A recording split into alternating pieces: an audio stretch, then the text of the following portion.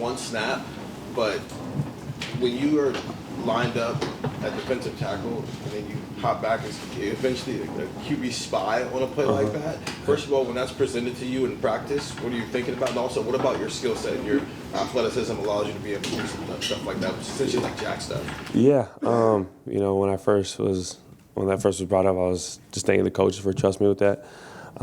Quarterback spy is not an easy role, and I mean, it was fun, and I gave credit to Cody and them because I was like, man, first time open field tackling, that's a different world, you know, from playing defensive end and going to that job. But I think it speaks volume how the coaches think of my athletic ability, and I just continue to trust them with whatever they bring to the table. Stefan Kreisny, Cleveland.com. Coach Day has talked about, you know, the best players need to step up in the biggest games. This stretch of Indiana, Michigan, Tennessee, and now going into Oregon, you and Jack have been probably playing your best football this season, I guess.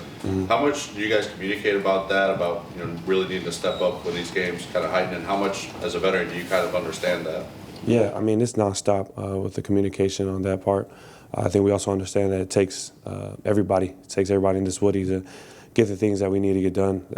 That's on our list of goals that we want to accomplish. But we just understand that if we just continue to do our job and just continue to just trust one another and just play as fast as we can, as hard as we can, then I think everything will just fall right in line. Dan Hope, 11 Warriors. JT, you guys didn't get any sacks the first time against Oregon. What do you look at as you need to do better the second time around to make that happen? Yeah, I think we just got to play as a collective four and just understand that, you know, their offense is an explosive offense. They're a talented offense. We understand that we need to clean things up from the first game, from the first time we met. And I think that's what we're doing leading up to this game. You know, taking it one day at a time and just continue to find those areas of attacking and just staying within the wheelhouse. Dylan's obviously a really elusive guy. What makes him so tough to play against? He's very wise. I mean, he's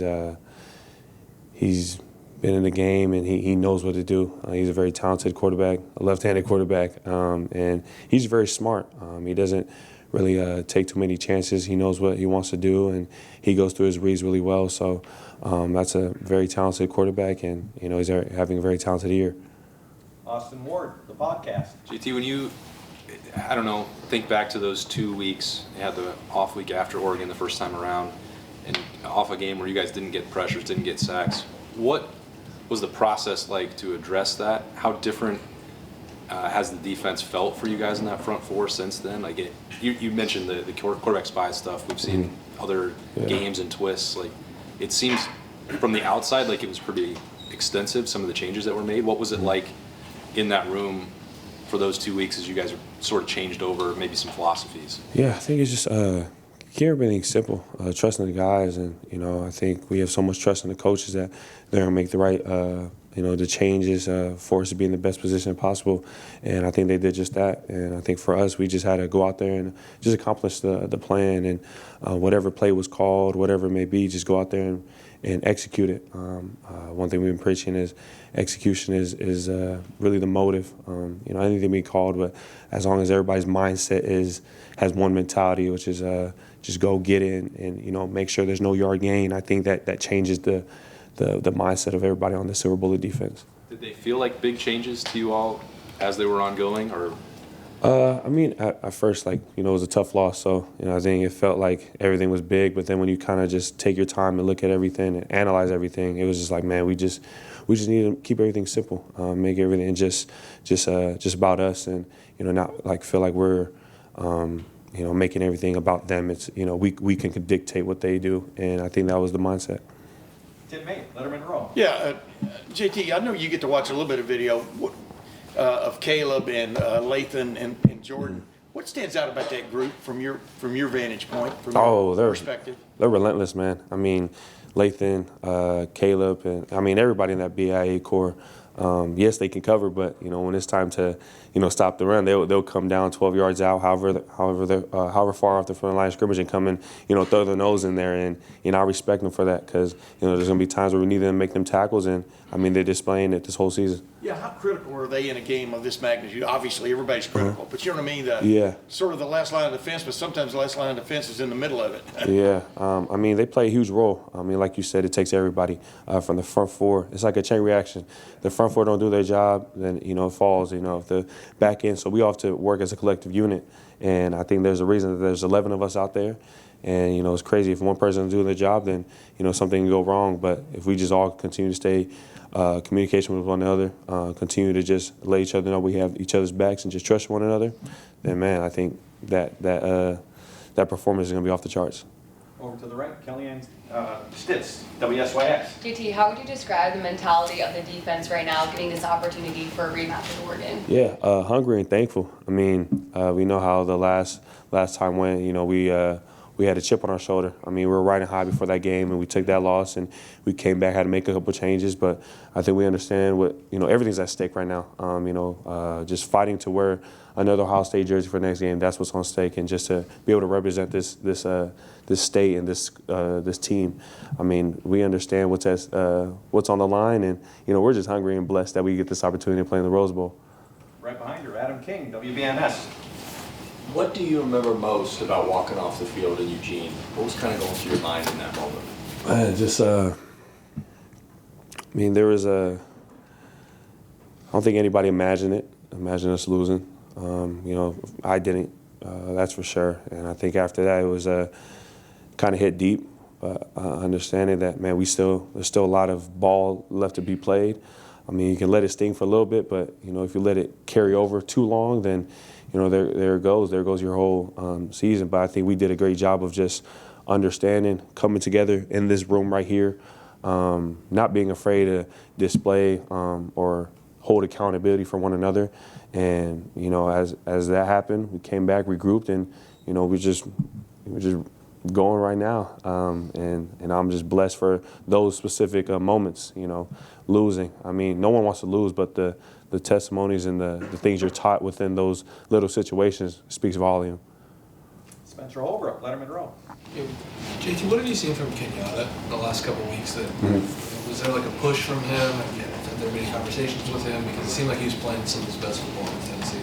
Yeah, I mean, that's my boy. He's in the R2X club too. But, Kenyatta, I mean, every time his number's called, he goes out there and makes the most of it. No matter where we at in the game, when he goes out there, he's just hungry. He wants to go make plays, and we see it in practice, so it's not surprising to us. Bill Rabinowitz, Columbus Dispatch. Dylan Gabriel's obviously very elusive, very talented. He's not very tall. How important could it be to just kind of stay in your pass rush lanes and deflect a lot of balls and kind of make a difference that way? Yeah, I think it just comes on being disciplined, knowing who you're playing against. Like you said, Dylan, he's short, but he's very elusive. I mean, he is making throws. I mean, he can get out the pocket. He can do everything. So I think for us, we just got to stay disciplined and just continue to just meet with Coach Jay, meet with Coach Knowles, and understand how we can just eliminate that. One question about you and Jack. I mean, your personality seemed to be a little different. You're more on the quiet side. He's not.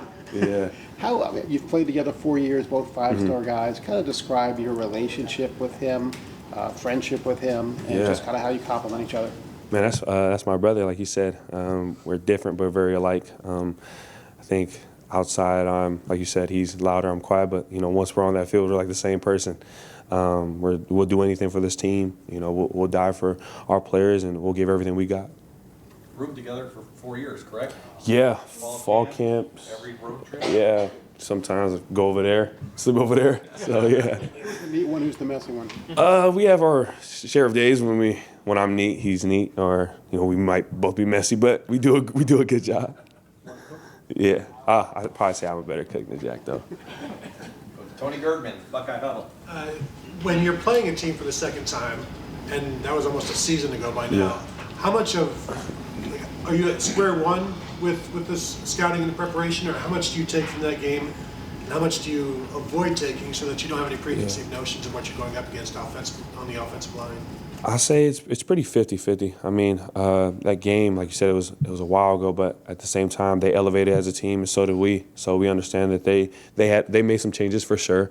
You know, there's certain tendencies we can take back from that game, but we also understand that they went on a little run after that, and we can see that they elevated as an offense. So we just got to continue to watch those games, dissect the other games, and just continue to see what stands out and what they changed from the past game. We got a couple calls on Zoom that we'll wrap up with. First, we have Nick Hamilton from Nightcast Media. Nick? Just wanted to ask you basically about the synergy of this defense and how you guys were able to not only celebrate the triumphs, but get through the adversity, be able to be this top-notch defense that you are in college football today. Can you repeat the question one more time? Yeah, no problem. Wanted to ask you about the synergy you all were able to develop over the course of the season, obviously celebrating the triumphs, but also getting through the adversities to where you all are the top-notch defense that you all are today. Yeah, I mean, like you said, we went through a lot of triumphs and trials, but there's a lot of things we can take away from all the wins and losses. And from those wins, we understood that, hey, we can be the best defense in the country. And from those losses, we understand that there's still things that need to be fixed. And I think when you take all that in at once, it comes down to the common goal or the common topic, which is there's always learning points everywhere. And depending how we dissect those games or how we just continue to come as one and elevate, you know, we continue to just collect all those learning points and just continue to grow from them. And one final question. Joey Kaufman, Columbus Dispatch. Joey? JT, what have you guys done better especially in the Tennessee game and just late in the season? You think about turning some of the pressures that you've got on the quarterbacks into sacks and getting home in some of those situations? Yeah, I think it was more just understanding the defense as a whole, understanding everybody's job. I think as the season went on, we had to understand that, you know, we have to know what's going on the back end. We have to know what's going on with the linebacker crew to understand what plays we have room of freedom in. And I think once we understood that and got a better understanding of everybody's job, I mean, it showed display because, you know, everybody knows what each other's doing. It's not like the linebackers know what they're doing. And the corners and BI, they know only their job. I think we all know each other's job, and we continue to ask each other questions on, you know, if they're blitzing, how they can get to the quarterback. And, you know, if I'm dropping and playing quarterback spot, I can ask Cody on how to open field tackle. So, you know, we just kind of lean on each other's understanding because, you know, like I said, like Denzel knows how to play corner better than I know how to play corner. So, you know, he has more wisdom at that position than I do. JT, thank you very much. Thank you. Thanks, man.